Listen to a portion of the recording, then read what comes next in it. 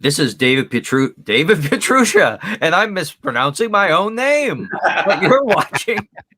It's not the easiest name, Yeah. but I'm sort of used to it.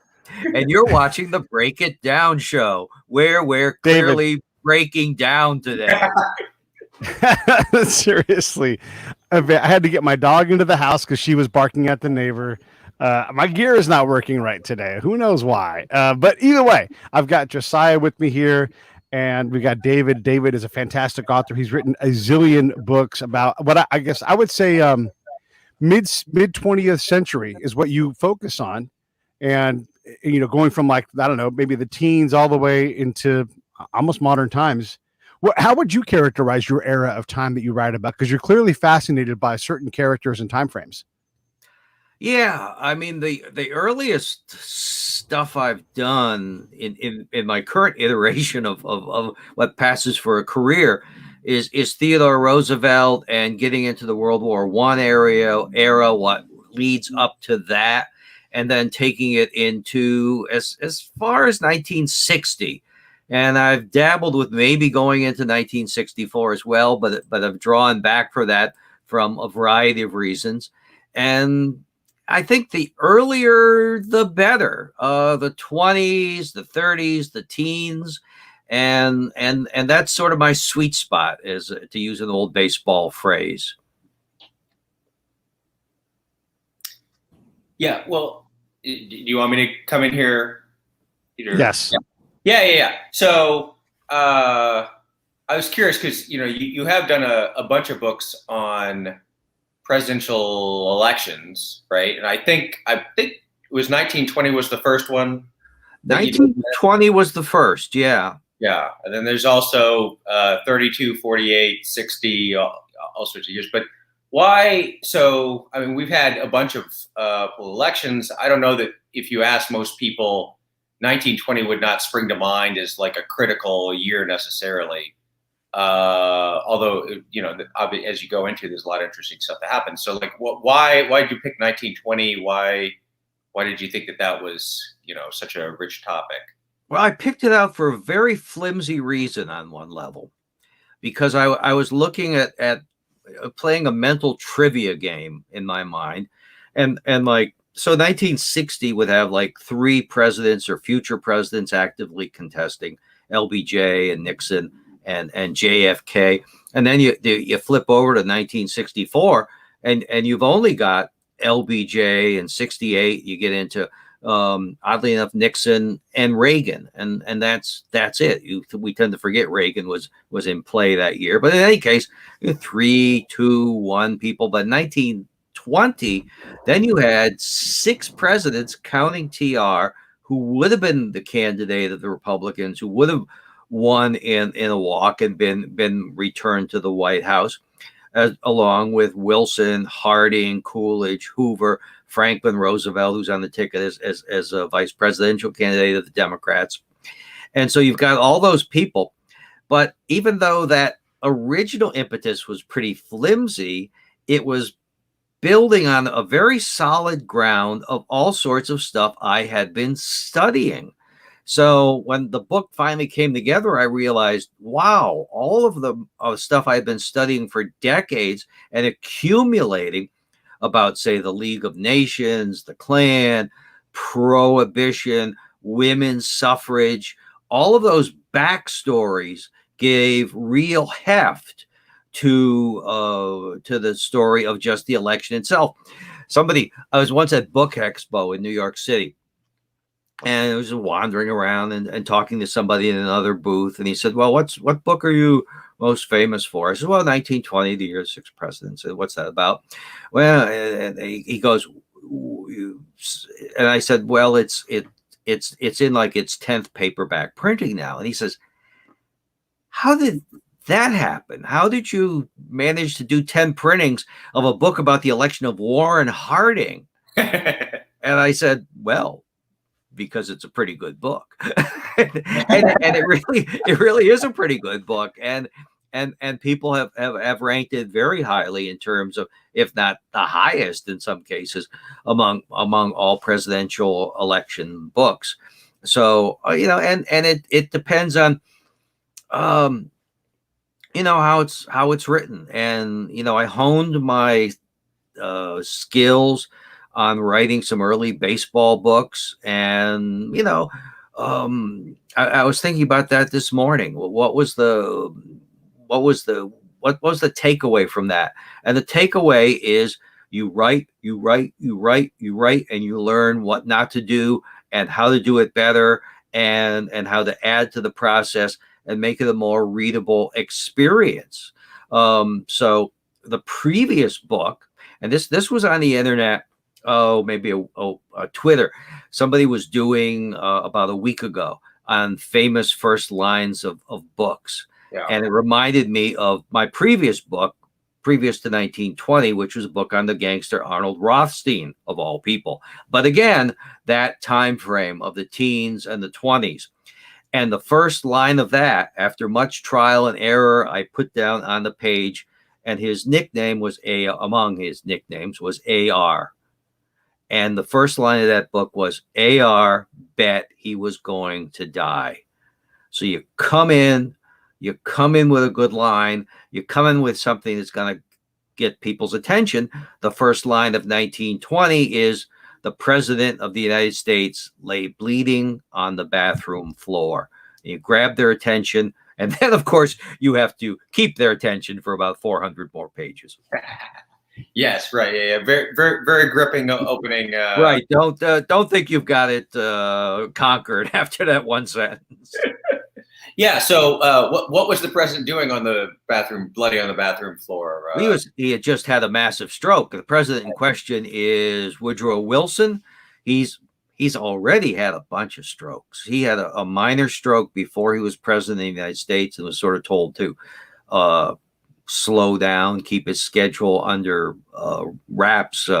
And so he did not spend a lot of time working in the presidency because of that.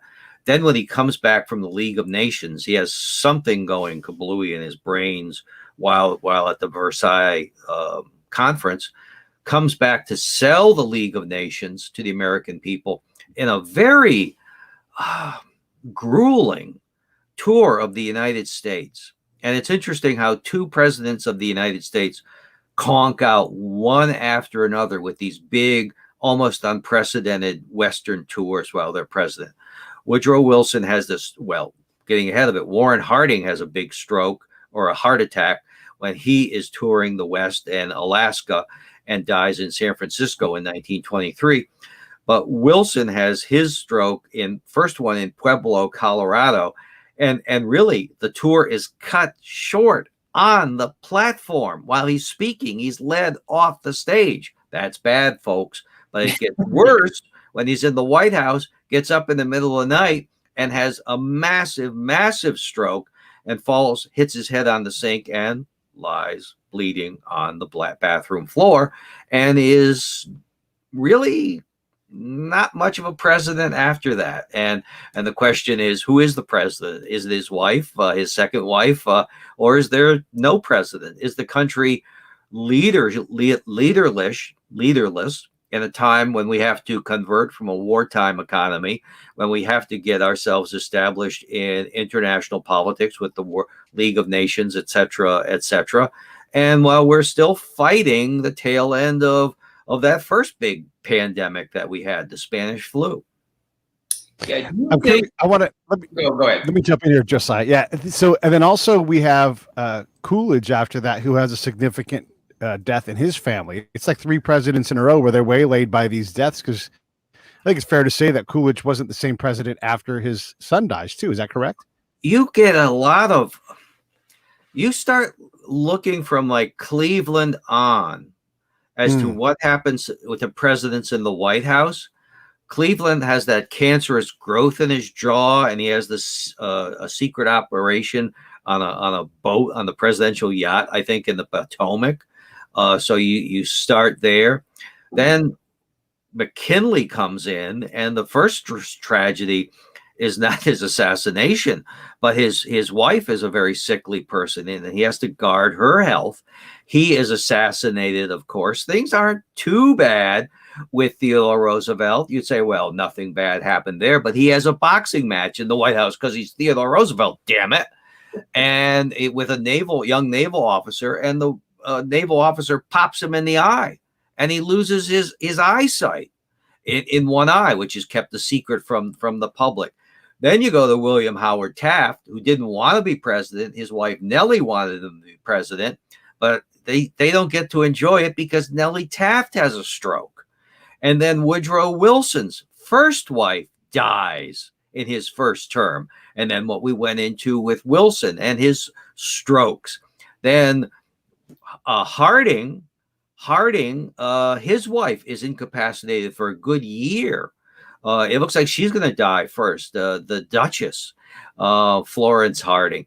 And then Harding dies on that trip to Alaska. So until Hoover, and then of course Hoover doesn't have health problems, so Hoover has other problems, and then that sort of streak ends. But you've got this real streak of horrible bad health. And if you want to jump from Cleveland back to Chester Arthur comes down with Bright's disease while he's in the White House and can't run again, is very weakened, and he becomes president because his predecessor, Garfield, has been shot. So it's not a job where you want to sell life insurance or health insurance to the occupants. Rothstein wouldn't have written out a lot of policies for these guys. Not on him, no. But Arnold did bet he was going to. What that reference was, that he was also in the insurance. He was a legitimate businessman. So he was in real estate. He was in insurance. And one of the things he would write insurance policies on is if you borrowed money from him, and he was a big loan shark. So if something happened to you, he'd collect his money one way or the other. And at that point, he was writing a bigger insurance policy on himself just before he goes and gets shot fatally and over a bad gambling death. So that was a bet he won in a way you don't want to win. Yeah. Well, yeah, I guess it's good to be protected at least. I was going to ask about the League of Nations, because you mentioned that Wilson he had his stroke when he was doing his campaign to try and get approval for it, which didn't happen. And I know, I mentioned this because I know you later wrote a book. One of your other books involves like the rise of Hitler in Germany or whatever. And I guess people say that the fact that the U.S. didn't join the League of Nations, maybe that had something to do. Do you think that would have had any effect on the course of events and the build up to World War II, or no? Actually, no. I mean, here's an interesting thing which doesn't get considered much. So Franklin Roosevelt had been this big Wilsonian. Hoover had been a Wilsonian too. But Wilson Franklin has a big Democratic majority. There's never any move to get America back into the United Nations. There's no great desire on the American people to do that. America is becoming more and more isolationist in the 30s, even than it was, say, in the 20s. You have all these neutrality acts, et cetera, et cetera. One of the key things when Roosevelt is running for president in 1936 is to give his speech, and international tensions are growing then, particularly with the Spanish Civil War.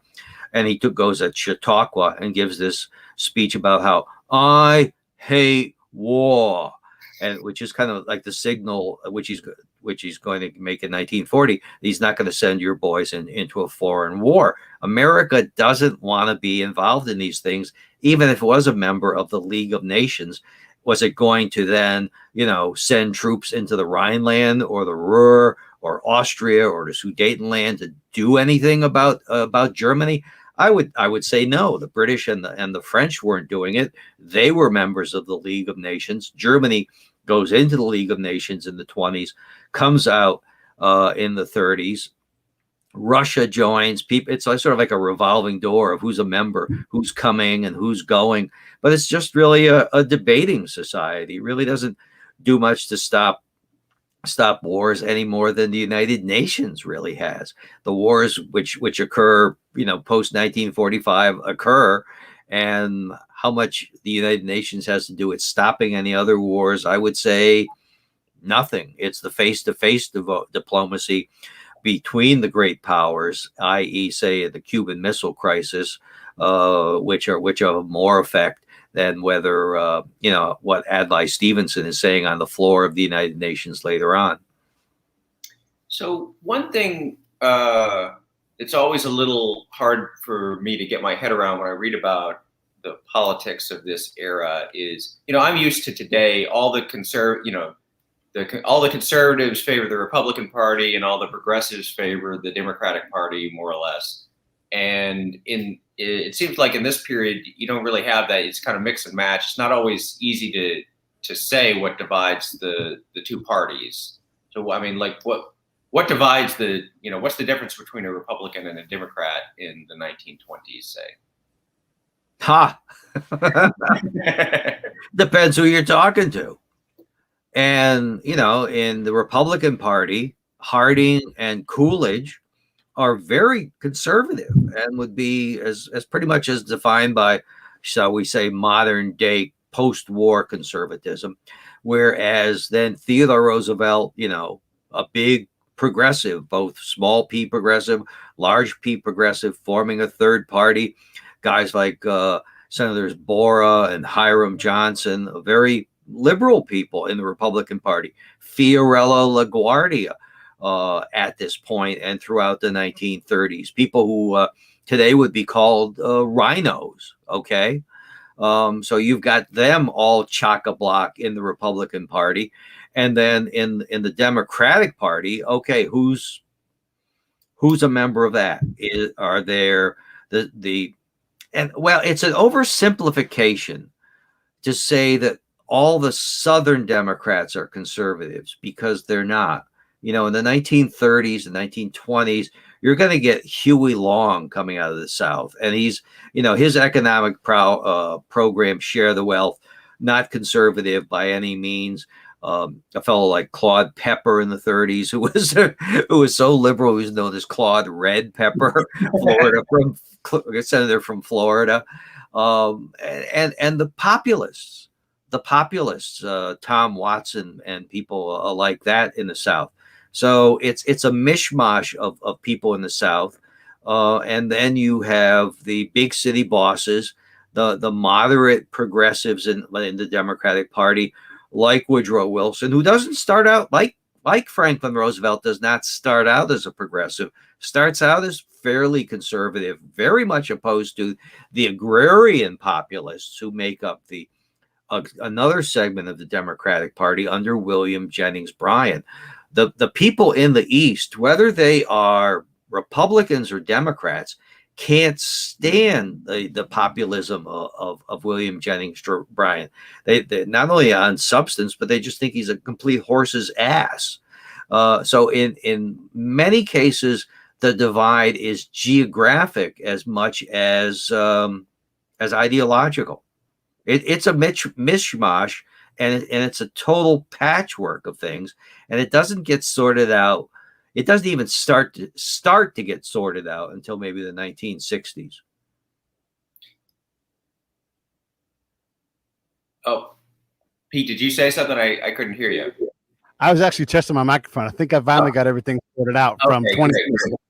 I was just going to say, one thing that I guess is like a big internal party division is the prohibition issue, the wets versus the dries. Yeah,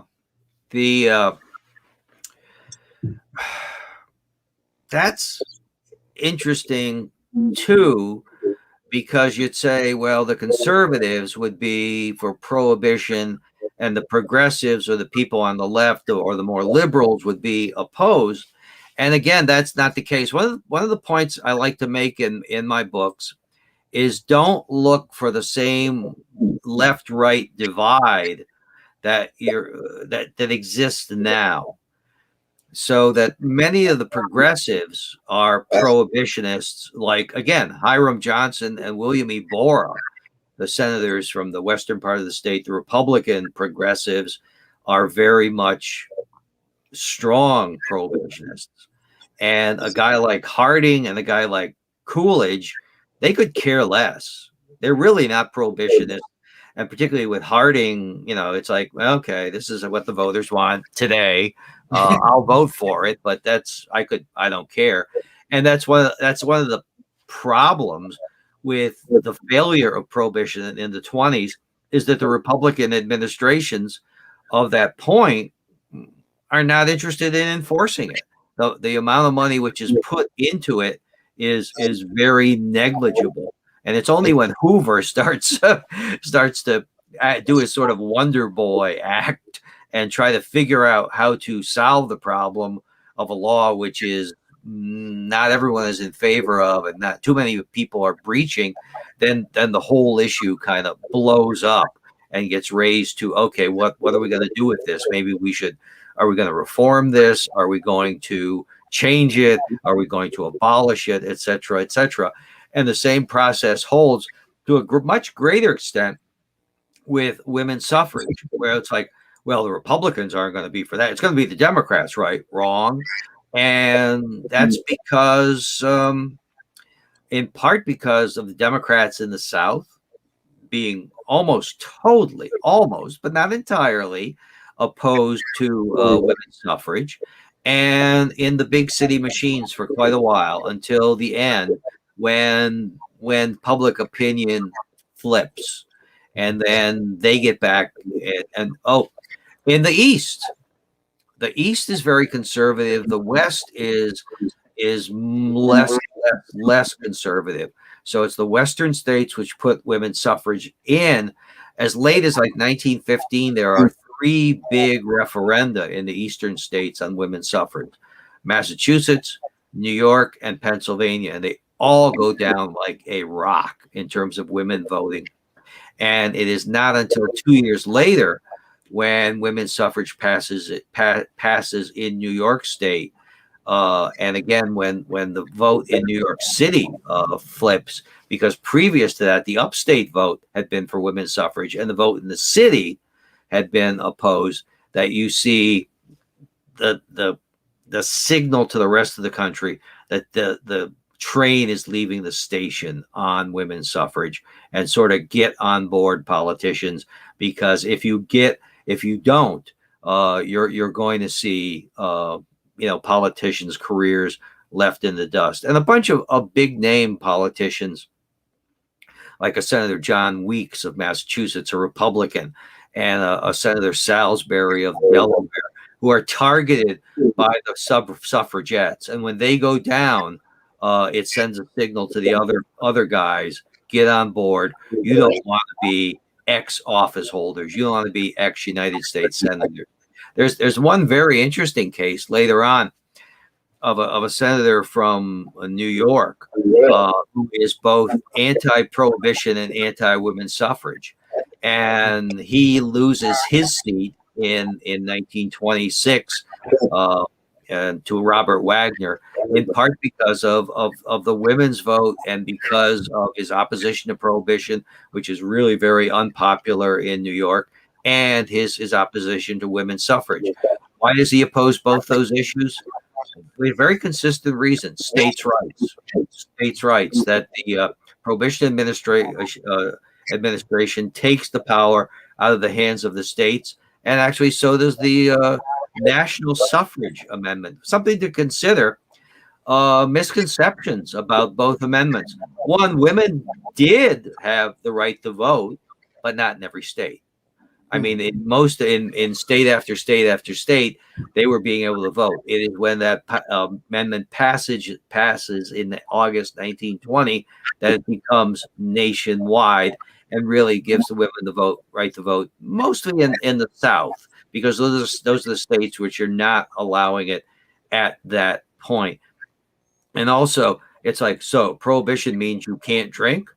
Prohibition means you can't have booze? Absolutely not. It talks about the manufacture, transportation, and sale of booze under most circumstances, not all, in terms of medicinal booze. I mean, you could still do that, and that was a loophole that was mightily abused.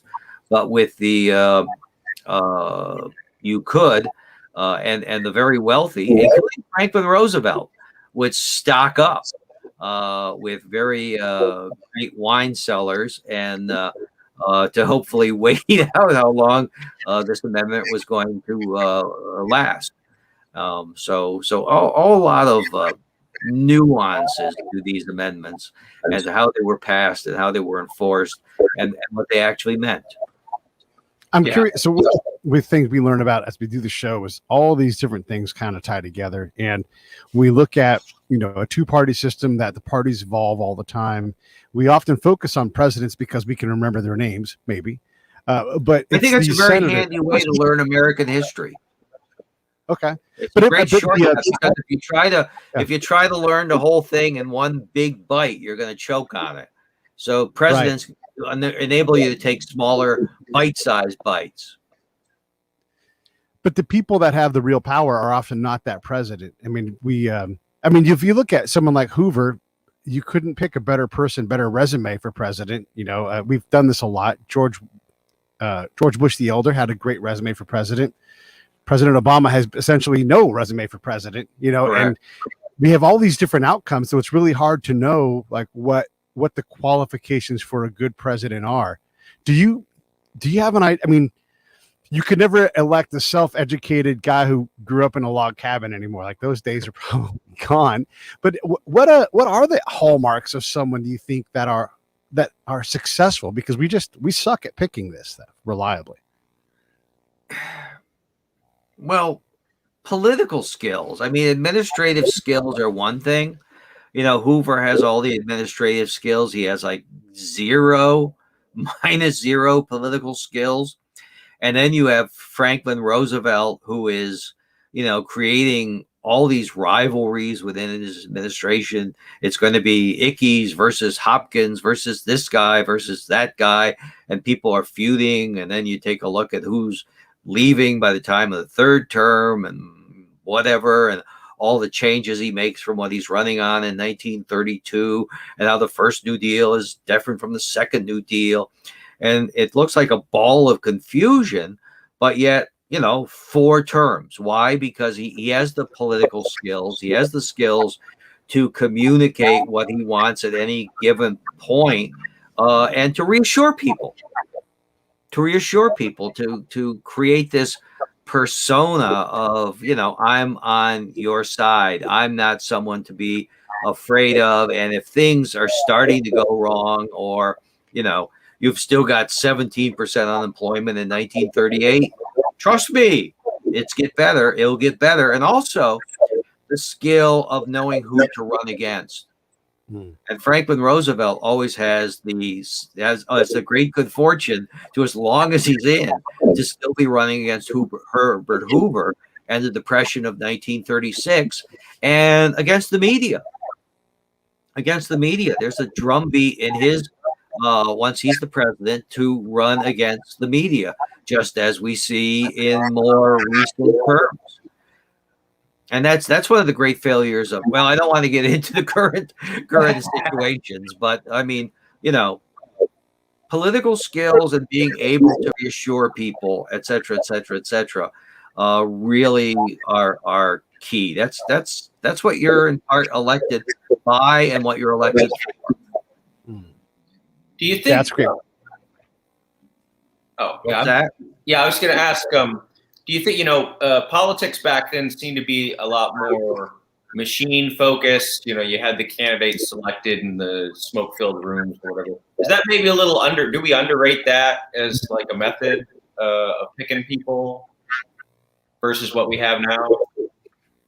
Well, one of the great mechanisms for vetting candidates and stopping front runners was the 2/3 rule the Democrats had and the Republicans never did. And that plays a great role. It really starts to hamstringing the Democrats in the 20th century, where Alton B. Parker is this great compromise candidate in 1904, and he goes down like a rock. And the same thing with John W. Davis in 1924 after 103 ballots at Madison Square Garden. And even Woodrow Wilson with, I think, 44 ballots in Baltimore. And he's ready to pull out at one point and just, okay, I've tried, I've failed, it's over. And his future son-in-law says, no. This is William Gibbs McAdoo, the former or future Treasury Secretary. No, stay in. It can still work. But, it will knock out a lot of the front runners. And also the fact that you, in the Republican Party, if you can't get the majority because of all the favorite sons, you have all these favorite son candidacies, and it's tough to run the boards as you now can with Super Tuesday. Super Tuesday and that primary system seems to be the make or break. You sweep all of those, whether you're in the Republican or the Democrat Party, and you've become almost have an insurmountable lead.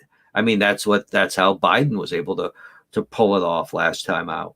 And that wasn't an unusual circumstance at all. Another thing that fascinates me is throughout history, we have these moments where we have these big fights, prohibition, female suffrage. These are only 100 years ago, not even that far back. There's people that were alive that are still alive today. When this was happening, we struggle to get these things right, but we seem to look back in the rearview mirror like it was easy. It's often one or two people that flip or turn or do the vote, and these big movements happen. So I think we're a little hard on ourselves these days because we don't realize how improbable a lot of these things were, I suppose. Is that getting better? We're hard on ourselves, and we're hard on the people who sorted it out. Yeah. We know. We know what lay 100 years in the future, this way or that way, and we look with greater clarity back, maybe with greater clarity backwards, or maybe our vision is clouded by what we see today. So yeah, I think I mean, you take a look at everything on social media and how everything is. No one can disagree. Nobody can say, I disagree with your position, or Right. I believe what you're stating is incorrect. Everything now is you lied, okay, and you should resign. And it's like this is not sound. This is not a sound way of governance or for society as a whole. It would be good to sort of step back and have a little politeness about things and a little understanding about people. It says in the Lord's Prayer, if I may unseparate church and state, forgive us our trespasses as we forgive others. And we're seeing none of that in today's politics. We also seem to struggle with the context of the time. I mean, if you want to get into a conversation and have it lose its rationality, start talking about the 2/3 compromise. This is a political decision between the North and the South. And without that, there likely would be a completely different outcome in terms of what country or what countries exist in this space. Well, the 2/3 compromise, the word compromise is very significant there, because it's like, I mean, if you concentrate on, well, you're saying the black man or the slave is only 2/3 of a human being, and that's the only thing you're getting out of that process, you're missing the point that if they are counted 1-for-1 in South Carolina or wherever, what you're doing is you're increasing the electoral power of the slave states. So by counting a slave as 2/3 of the population of a person for the population of that state for the census, and then for the House of Representatives, then you're weakening the power of the slave states. It's also interesting that after the Civil War, you would get similar arguments by proponents of black suffrage or of women's suffrage, and the arguments would run this way: take it down to zero. Don't put it down to 2/3. Take it down to zero. If black people can't vote in South Carolina, then don't count them in terms of how many representatives they're going to have or how many electoral votes. If women can't vote in, again, South Carolina or Georgia, then don't count them. And these are the women making the arguments. Don't count them and weaken their representation in the House. Weaken it in the House of Representatives. So, you know, all these issues are more complex, shall we say, than if you want to throw bombs at the dead, you know. I wanted to ask, yeah. So I wanted to ask about, you know, what your perspective on like the relevance of history, right? I remember I recently was reading a book about Alaric the Goth, right? Oh, okay. So very, very old, outside your time. But, you know, in the first page of this book, the author was comparing the situation of the Goths to the family separations policy under Donald Trump. Like, also, like, everything was just about now, right? And so I wondered, like, you know, is it like, what do you think about the applicability of history to now, and it's kind of like a tendency to read current controversies back in the past. Yeah, back when I was doing baseball history, you know, some of the questions you would get would be, you know, how do you compare Babe Ruth to Hank Aaron to Barry Bonds? Okay. And people would say, well, in this day, you had the 154 game season, and then you had the night baseball versus day baseball, and then you had the integration of the game, and et cetera, et cetera. So you had all these changes, and I'd say, all things being equal, all things are never equal. Okay. So you could pick out things which presage what's going on now, but you know, keep in mind that there are all these other variables that really make a one-to-one comparison of things not exactly perfect. And then you can go into what you're saying about Alaric the Goth and immigration policy on the border today, which simply make it laughable, and which you know, the Rorschach test, where everything becomes about what's in your brain to begin with, and then you start putting these lessons onto the past where they don't. People are different today among each other, and people are different between today and 100 or 200 years ago. I mean, they just are. And if you're not going to take all those things into consideration, you know, you're in the wrong business. One of the guys that we like to throw bombs at, and we've dug him up a number of times, about once a year, we dig up Kennesaw Mountain Landis. And I'm not saying if he's a good guy or bad guy, but yeah, his history evolves constantly. Yeah, I've seen the misinformation about him is quite remarkable, and it's like, well, because his name is Kennesaw Mountain Landis, he's a Southerner. No. His father fought for the Confederacy. No. His father fought against the Confederacy at the Battle of Kennesaw Mountain. Okay. They were Northerners. He was not a conservative. He was again a progressive. So again, don't look for that straight line of where you think things are going to be. He was a TR bull moose type of guy, and a big antitrust person. Very harsh on dissent during World War One. And again, okay, so harsh on dissent in World War One, a prohibitionist. He's going to be a conservative. No, he's a progressive, and all the way through. He couldn't stand Calvin Coolidge, for example. Could not stand him. And when I was doing my biography of Landis, the standard story was, and in large part, this was based on a story which Bill Veeck told in one of his books about being blocked when Veeck wanted to integrate or to stock the entire team during World War II, the Philadelphia Phillies, who were very bad with players from the Negro Leagues, and how it was blocked by Landis. And you can find no real proof of this, and the story makes no great sense. And I thought, well, I have to say in this book how Landis blocked the integration of the game, et cetera, et cetera, et cetera. And I could not find it.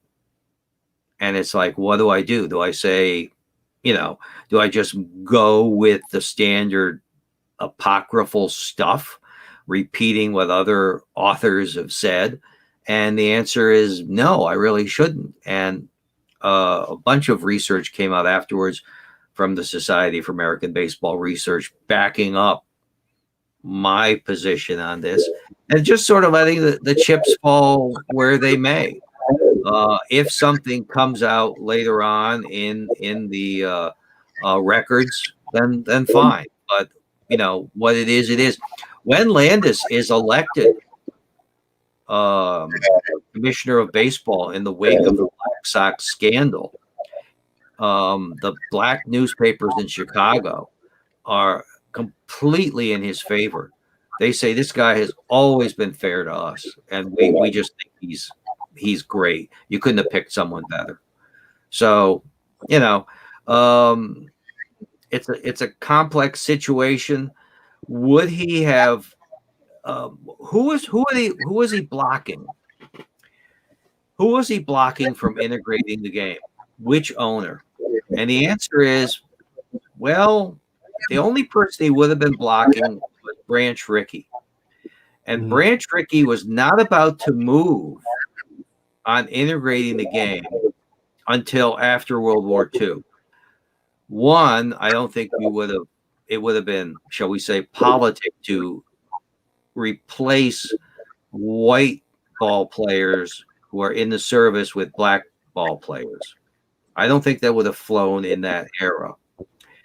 But also this was a time when you had race riots in Detroit, and these were white race riots. So you have to be very careful about that. You had Franklin Roosevelt dispatching tanks into Detroit to preserve order. But Branch Rickey was not about to integrate the game until he moves to Brooklyn.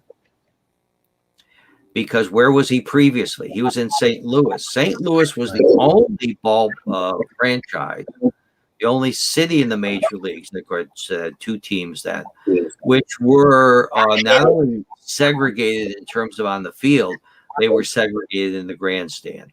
So he has to wait until he goes out and becomes general manager in Brooklyn, which is, I think, arguably and true, the most liberal city at that point in Major League Baseball. So the time has to be right. And that doesn't occur until Landis is actually dead.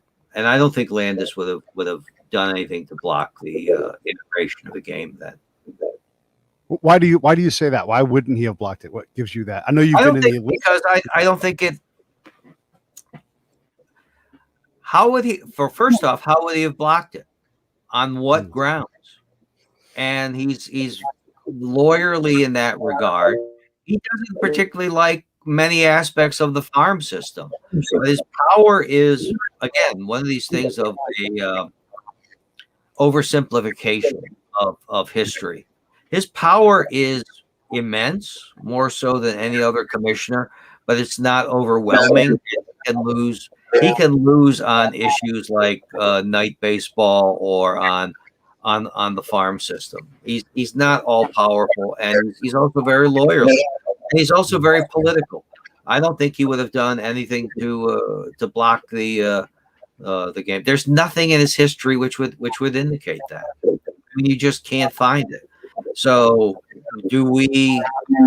And when we do this, and we put all the blame on Maine, we're absolving all the other folk.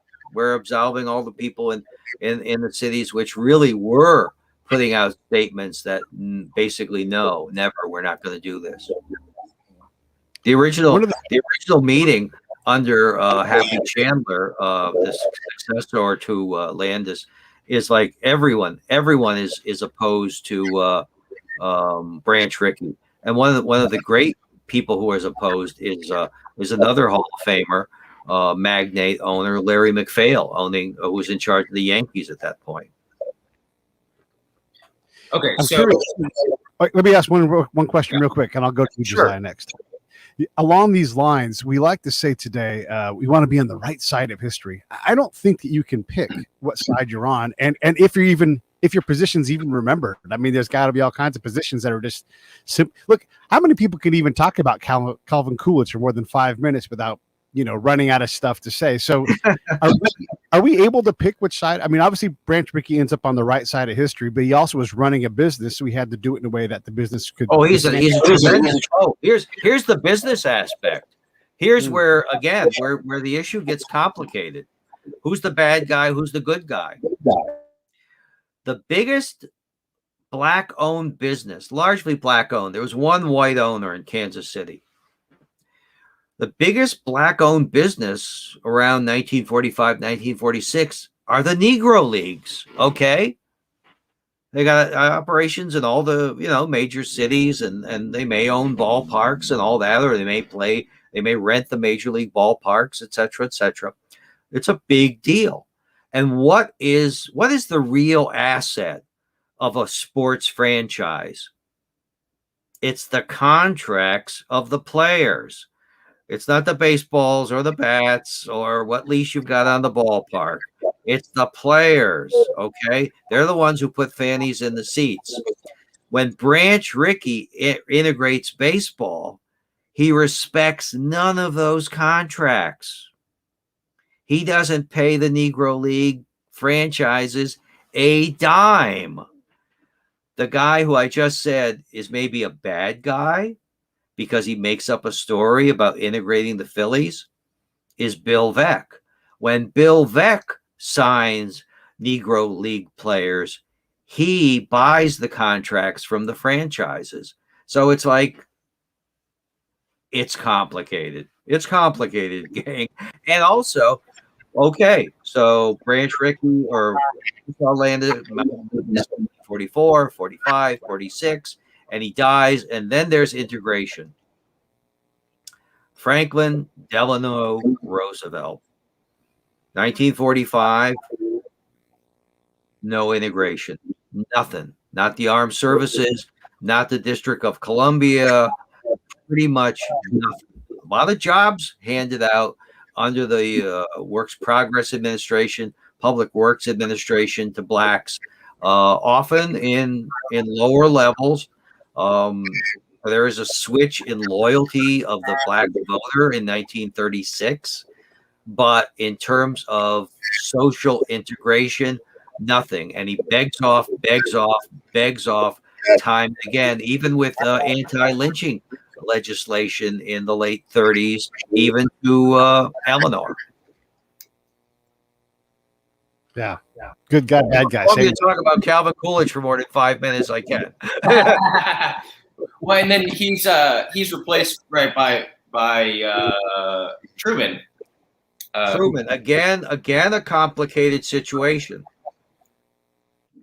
because Truman is outraged. There's an uptick in lynching and violence against blacks right after the war. Okay. And in the South, there's one case, a couple of cases which are really ugly.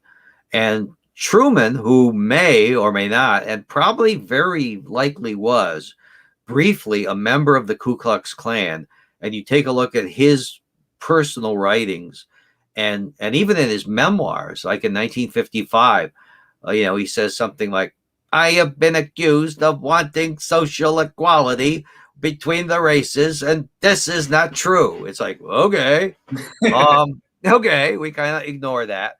But in 1948, when he's up for re-election, and when he is going to reinstitute the peacetime, or institute really a real peacetime draft, the black community led by A. Philip Randolph is saying basically, hell no, we won't go.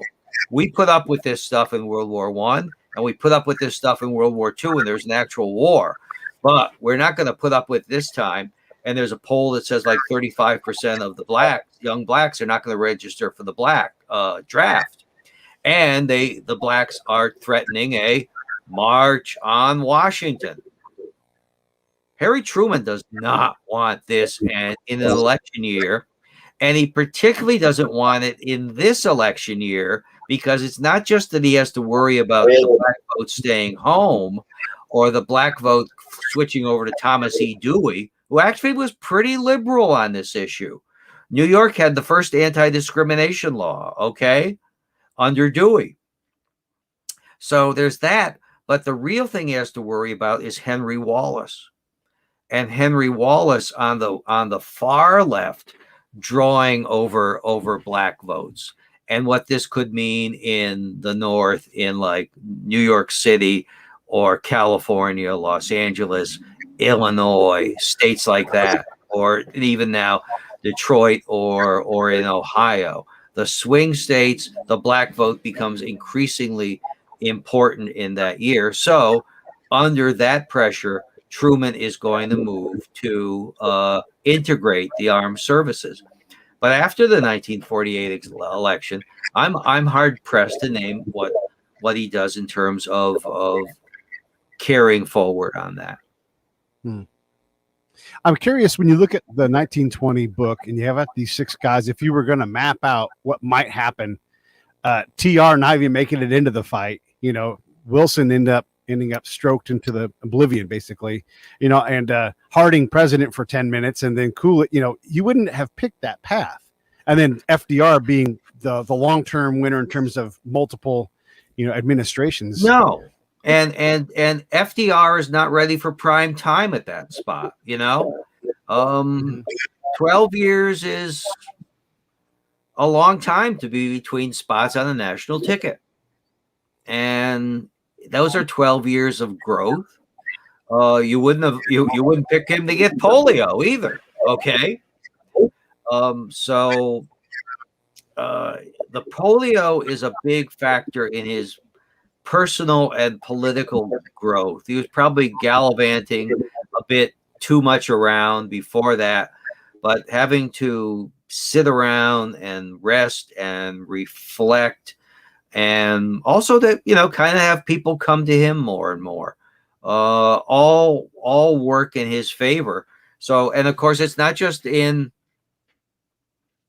the 12 years, it's 8 years when he is elected as sort of a substitute for Al Smith as governor of New York.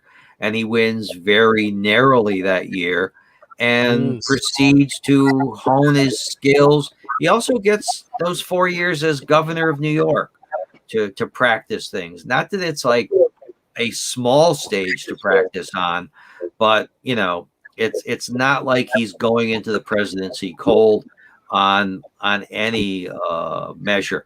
And he also puts he puts together a great political team with Lewis McHenry Howe, who has been with him in 1920, a former newspaper man, and then with Jim Farley, who is this great behind the scenes political guy from New York City, not a Tammany Democrat, but also Flynn from the Bronx, again, not Tammany, but a big skillful political guy. So he has this team building, and then he has the brain trust, which I think is really unique, or not unique, but unprecedented in American politics, where he comes in with guys like Rexford Tugwell and Raymond Moley, and people like that, and who are able to craft speeches. Speech writing for the presidency was a fairly new thing. Harding is really the first guy to use it to any extent. Coolidge reverts to pretty much doing only his own. But Roosevelt is like a Hollywood studio. He's the man on the screen that you see. But behind him are all these, guys cobbling together the sets and putting the costumes together, and particularly writing the scripts. So as Hollywood puts a whole bunch of screenwriters in the room to put a screenplay together, Roosevelt has the same thing with his screenwriting team, or his speech writing team, with guys like Ray Moley and Sam Roseman, and eventually Robert Sherwood, a Pulitzer Prize winner. Very talented guys. But then what he does is he doesn't just read the lines. He puts his own spin and emphasis on it, and he works. He works on practicing his delivery so that when he goes on the radio or before a 100,000 person crowd, or before the newsreel, he's going to do it. He's going to do it well, and he's going to be this great performer. And of course, he's following a couple of guys who weren't great performers, Hoover and Coolidge. So he's like a breath of fresh air after 9 years of less than, shall we say, riveting performers. Harding probably would have been a great performer on the cameras and on the radio, and also Wilson and TR. But those guys are preceding the radio, preceding the talking, preceding the newsreels, and Roosevelt arrives at just the right time. Hoover had been offered spots on the radio, but with his usual political brilliance, turned them down. And maybe he would have inspired the public a bit more, but I kind of even doubt that.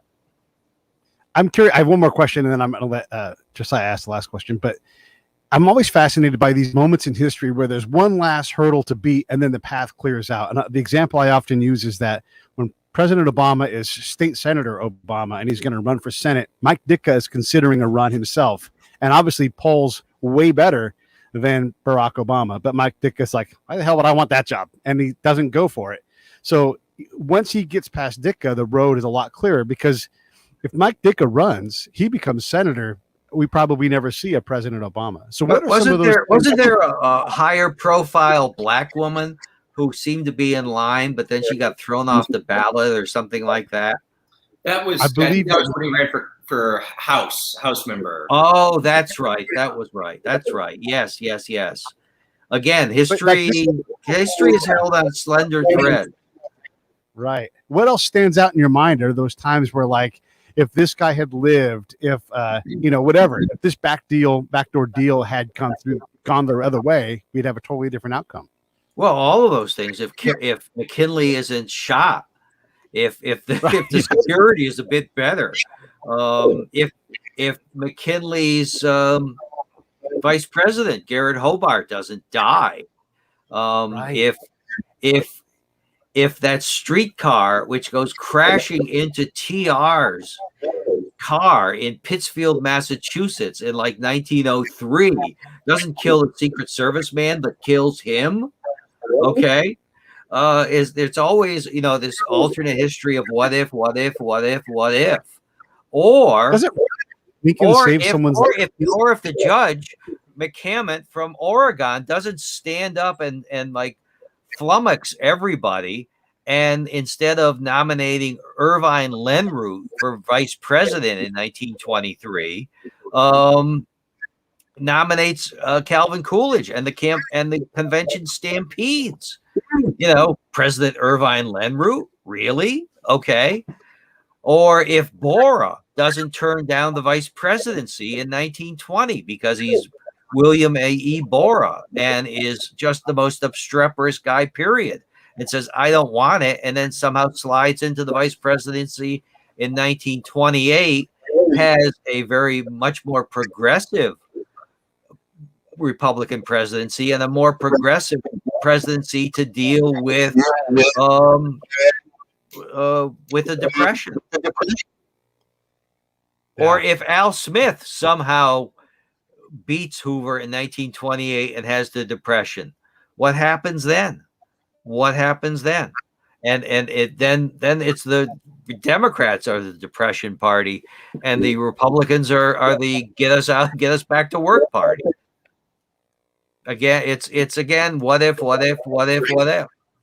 Never stop. Whose life did Robert Todd Lincoln save at the train station? I forget who he grabbed somebody and pulled him back or something. Well, he didn't. I don't think he certainly didn't save Garfield's, but he was there.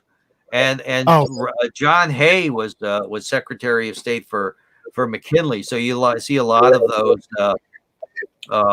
connections from one assassination to the other. Or what if Giuseppe Zangara is a couple inches taller and can get a clearer shot off at FDR in January of 1933 instead of killing Mayor Cermak of Chicago?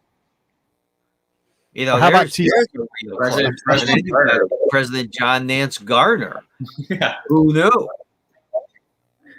Or if TR had a slightly less thick speech when that bullet hits him in the chest, you know? Oh, yeah. Yeah, I was just doing a podcast on the D-Day, and what saved Scotty's life from Star Trek. Okay, remember Scotty from Star Trek? Yeah. He was on the beach killing German snipers, and a cigarette case saved his life when a bullet went through that. Otherwise, it would have killed him. So smoking is good for you on D-Day, but nowhere else. Josiah, do you have Yeah, so you've done 4 of these election campaign books, and I was just curious: if you were going to do another one, are there years that are kind of out? Lost the sound. Oh, can you not hear me anymore? I seem to have lost the sound, so I'm not going to answer the question I don't hear. And I think I know what the question is, but I'm not going to answer it. Very diplomatic, yeah. Okay, let me wrap this up. First off, fantastic. I appreciate it. Everybody should go get 1920. There's the link on the page. If you're on the podcast side, go check out the show notes. It'll be in there. I'd love to have you back on. I'm going to start chewing through all the books. You've got a super fan in me. I can't wait to just buy each one and just go through the whole thing. So I love baseball. I love that era of history, and I love that you've got all these things out there that break it down, and I love that stuff. Well, thank you. Hey, thanks for watching the show. I really appreciate it. Right here, you can subscribe. Please do that. It makes the show grow. Hit that notification bell so you know which incredible guest is coming up next. Down below is the PayPal link. You can put a small subscription in. That is an enormous help. All that money goes right back into the show. And then right up over here are the next episodes you should listen to, curated by yours truly. Thank you so much for watching the Break It Down Show.